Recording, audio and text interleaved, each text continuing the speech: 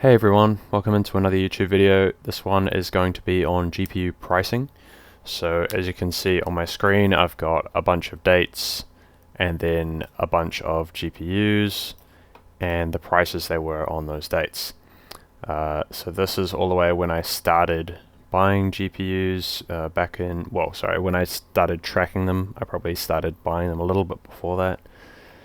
But yeah, we can see all the prices as they have moved over time. If you're watching this on a phone or anything, you probably can't see it, so now I'm going to zoom in. I think probably an interesting one to note is the 6600, because that's the GPU that I like to buy at the moment. It's my favorite GPU. And ever since it's been on the market, it's been, like, the price has been elevated. There was never a time when it was lower than it is today. So it's currently $599 for its the cheapest place I can find it. And yeah, so it launched when it was all GPUs were at elevated prices. As you can see here, quite elevated prices. And yeah, now it's headed down, so it's at the cheapest price it's ever been. As we scroll across, you can kind of see, like, all the green ones that show up in green is when it's higher than the price on its left, and all the ones that show up just neutral color are the same price as the previous one, and if they show up in red it means they've gone down.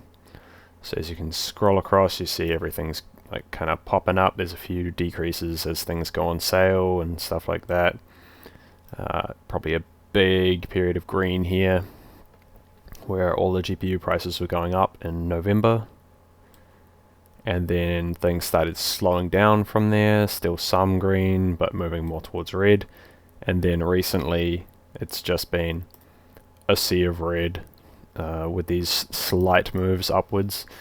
I decided to capture those moves even though they're not significant. I put them in anyway. It was just like the end of a PB tech sale when some GPUs went up from $779 to $789, or they went up like $15 or $50, and they did stay that way for a little while. So yeah, I did capture that. They did go down and then come back up, so yeah, shown there. And then yeah, recently we have some amazing prices on GPUs. Who knows how long that's going to keep going. Could keep going down for a long time, especially like there's heaps of factors like causing this. So you've got crypto just keeps going down, or has been on a massive downtrend recently. Obviously in the very short term, like over the past week, it has been starting to push back up. But yeah, that's a factor for GPU prices going down. Not as many miners are wanting to buy. Another factor is the global supply shortage is finally coming to an end, or at least easing significantly. So there's a lot more GPUs available. Another factor is Nvidia has just released a massive price drop on all the GPUs. So they've registered or acknowledged that the market itself is dropping, so they have dropped their prices, and their prices are what they sell it to their board partners with. So they sell it to them for a certain price, the actual board, and then the board partners add in the heat sinks and the fans and whatnot and the shrouds. So yeah, if they get them cheaper, they can obviously sell them for cheaper. And then the next factors, there's the 3090 Ti coming out. Then there's also AMD's new series. They're planning on releasing refreshes for a bunch of the cards. Like, I believe they're called like the 6850 and the 6950 series. Don't really know much about those yet, but so that's all the current series stuff. And then towards the end of the year, there's even like the 7000 series and the 4000 series for an Nvidia that's supposed to be coming out. So, or I don't know if they're going to be called that yet, but yeah, there's a whole lot of stuff going on, whole lot of factors that are causing GPUs prices to come down. And if we come into the web browser here, because I mean, some of you might not just see these figures and agree with them. you might not be able to find them for these prices where you are. You might think that having a 3070 cheaper than a 6700 is insane, or whatever. 3070 Ti for $1,099, you might think that's like unattainable, but yeah, I've opened them all up here, and I've opened the best option for all of them. So, well, at least in my opinion, for the 6600, there's 3 different models you can get for $599. There's the XFX, there's the Sapphire Pulse, and there is the Power Color. And in my personal opinion, Sapphire Pulse is the best. It's got pretty good mem temps and is the most efficient card. The Power Color was like 0.5 watts off, but its mem temps are significantly higher. So yeah, this card is my favorite 6600, and 6600s are my favorite card. So great card, love it. Next up is the 6600 XT for $739. You can't get any 2 or 3 fans models this cheap. You're looking at like $795 or about there. But it is just the 6600 XT. You might just have to run it at like 80% fans, 90% fans or something, because it is a single fan model. If you undervolt correctly, it shouldn't actually matter that it only has 1 fan. And also there's a buy limit of 10, which means if you were doing like buying for a whole rig at once, you'd have a better time of it. Some of the other GPUs have a limit of 1. That is very easy to get around though if you just have multiple email addresses. So yeah, just order them online, each with a different email address. Next up, another 1 limit, 6700 XT, which is the one that I have released the video for. The model that I have is a Sapphire Pulse. I have 3 of them. I haven't actually tried this one, but apparently it's better quality than the Sapphire Pulse, so yeah, seems pretty good to me from the research that I've done. I also know someone who has one, and they have had good experience with it. So yeah, $1,099. I would still be going for 6600s over that though, because you can almost get 2 of them for the same price. And they do, or 2 of them will do more mega hash than this one will, and more efficiently. 6800, so this is 3 limit per customer. 1549. This is probably more of a card you'd be going for if you're both an AMD fan and a fan of efficiency, but also not able to get parts for super cheap. So like if you're paying maximum dollars for like a $600 motherboard and a 1000-watt power supply that's costing you like $500 or something, you're spending like max dollars on the equipment you're buying for whatever reason. Maybe you just want to be super safe with everything so you don't destroy the cards. Maybe you have high overheads, like you're renting out a building or something in order to set up your farm, in which case you'll need profits to be higher, you'll need maybe labor costs to be lower, stuff like that, in which case you might want higher mega hash GPUs, so you're making more profit per GPU, so there's less manual labor and stuff like that, and there's less like individual rig parts and stuff, less points of failure. So this would be kind of a GPU I'd recommend for anyone in any of those scenarios.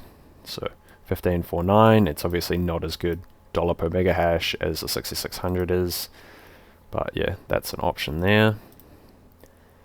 6800 XT, I haven't had a chance to try any of these yet. I believe they're pretty much the same as the 6800 non-XT, only they cost a little bit more, and I think they might be even slightly more efficient. Maybe they're able to get slightly more efficient.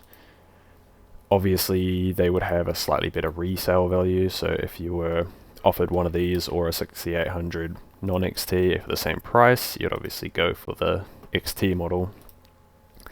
Next up, 6900 XT by limited 3. Yeah, $2,099.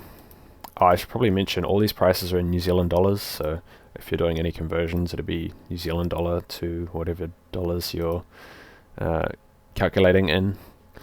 Yeah, so 6900 XT, also never owned one of these. Not the best mining GPU considering the price. If you could get it for the same price as 6800, then you'd be doing alright. But yeah, personally I don't see when that would really ever happen. And then that's all the AMD GPUs. Onto NVIDIA GPUs. So this is actually a really good one here. So a 3060 for $649. That's pretty crazy. But the craziest part is that it's EVGA, so they're extremely well respected brand. So they produce some of the highest quality GPUs, and it's also the cheapest 3060 you can get at the moment. There was one that was like 645, but it was a single fan model. I don't even know, so I just discounted that one because it's like $4 price difference, and this is the top model. Yeah, onto 3060 Ti, which is a good card also in my opinion, for when you're considering future coins to mine other than Ethereum. These cards do pretty well on a bunch of different algorithms. So yeah, $799, pretty damn cheap for a 3060 Ti. This one's also crazy, the 3070. It is a Galax model, which is probably a lesser known model, at least in New Zealand it is. But yeah, 1079 is pretty crazy. It's real cheap. So that's an option there. I don't specifically have a Galax 3070, but I do have a 3070, and separately I have a 3060, which is a Galax card, and I don't have any problems with that card. And I like 3070s, so this is the next one, 3070 Ti, so $1,099, same price as the 6700 XT, and only slightly more expensive than the 3070. But this card, so it's extremely efficient on Flux, I believe. I've never actually tested it. I don't have one of these cards. Supposedly it is the most efficient on Flux, but it is a gigabyte card, and I don't specifically know how good they are at cooling, specifically on the memory.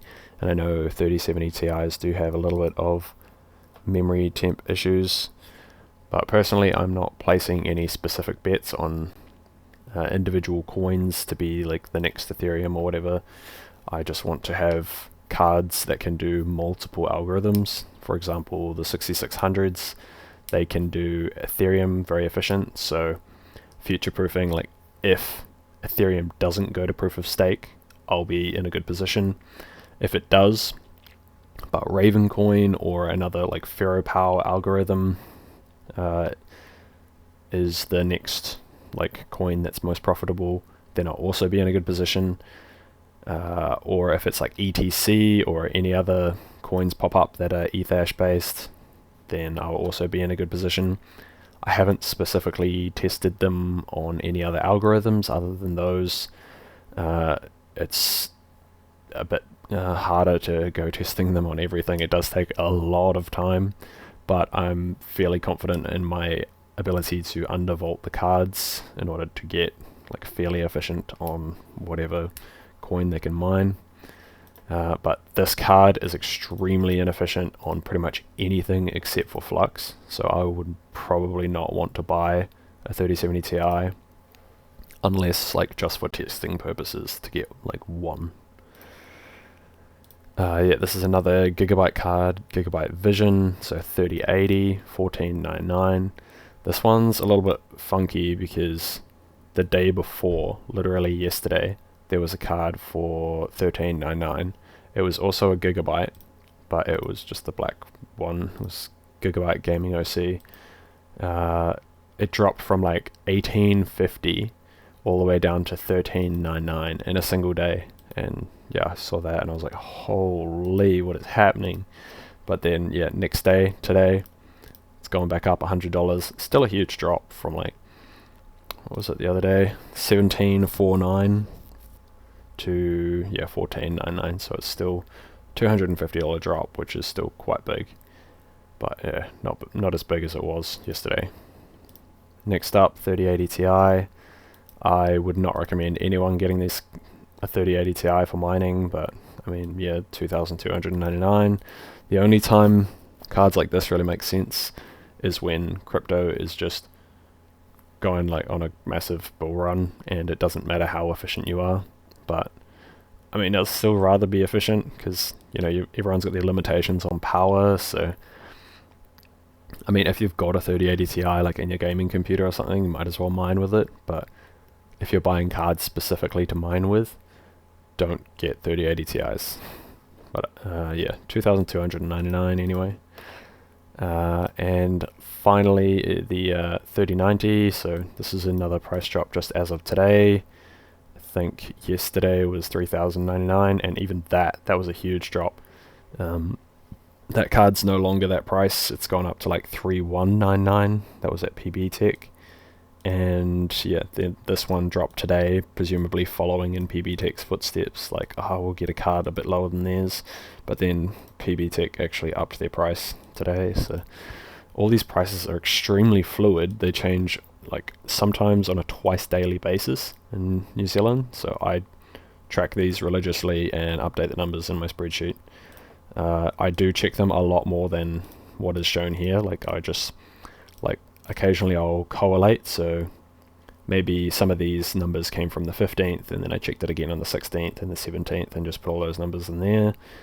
Today, this column I did start today, so these were the 3 prices that were changed as of today. And yeah, so 3090 Zotac, I wouldn't buy 3090s, to be honest, for mining. A couple of reasons. One, they're not very cost efficient, megahash per dollar. Dollar per megahash. 2, this is a Zotac card, and they have, they're notorious for having bad memory pads. So you would need to open them up and change the memory pads, or do some sort of thermal mod on them, potentially both of those things. Also, you'd need like cold air temps and stuff like that, ambient air temps.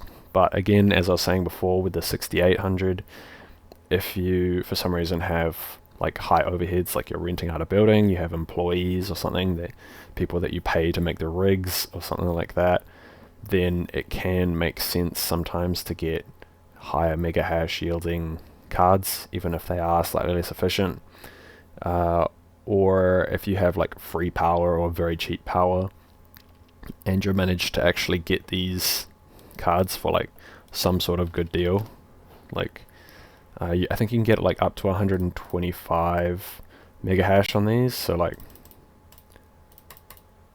getting a figure of like $24 per megahash, which is really bad considering 600 for a 6600 non-XT, and you get 28.9 megahash, which is $20.